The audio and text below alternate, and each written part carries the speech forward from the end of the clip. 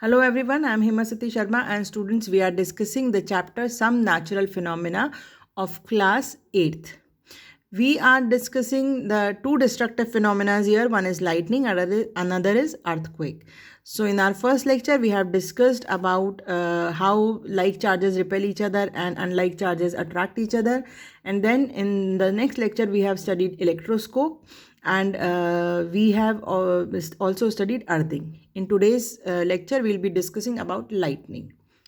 So what is lightning? We must have observed it in environment when in a cloudy or whenever thunderstorm is there. So lightning is basically a bright streak of light during thunderstorm with the sound of thunder. And you must have observed that you see the light first and then after some time you hear the thunder. So why is it so? It is because the speed of light is faster than speed of sound.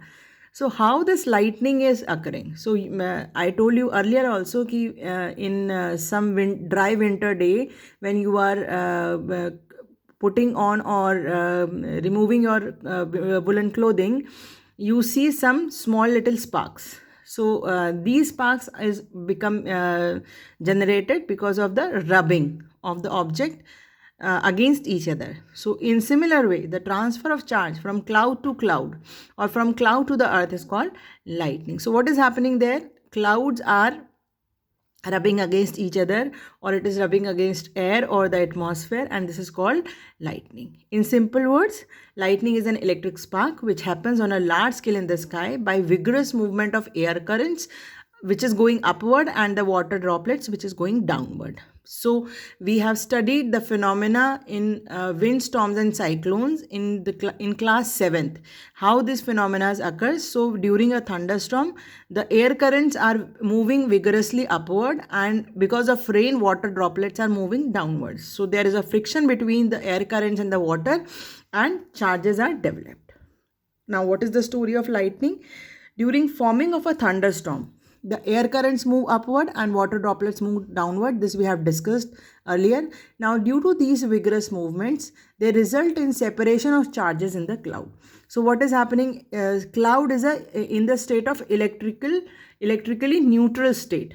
Now but since these movements are there and friction is there, so what happens? The charges separate in the cloud. From these generated charges, the positive charges accumulate at near the upper edges of the cloud and the negative charges accumulate at the near or lower edges of the cloud. Scientists are yet to understand how this happens, what is the exact reason for this, but the accumulation of positive charges is there near the ground also.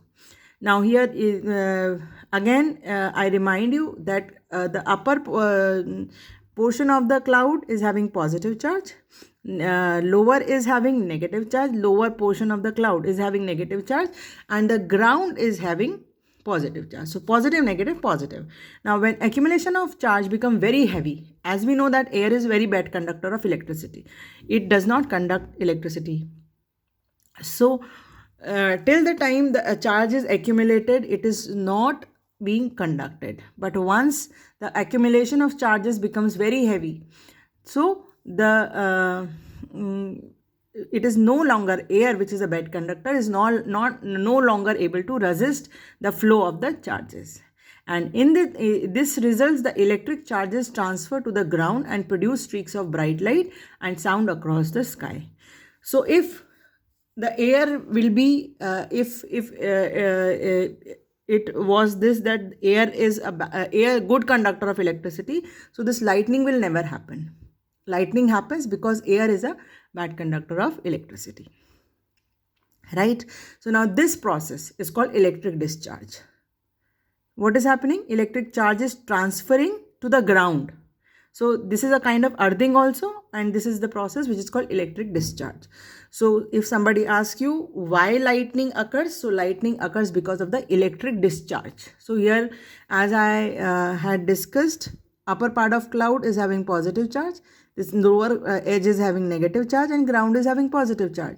So now between that, both of them is the air. So now air, since air is bad conductor of electricity, it holds charges for some time, but when it becomes it is not able to resist that flow, the charges flow from, or they attract each other, and the electric discharge is there.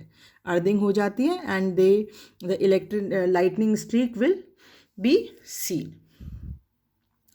Now, what are the dangers of lightning? Lightning can damage house, buildings, and trees. You must have heard many cases where lightning was there and some house or some building or some tree was damaged.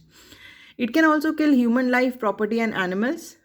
So, how can we take lightning safety? This we'll be discussing in our next lecture. Thank you so much.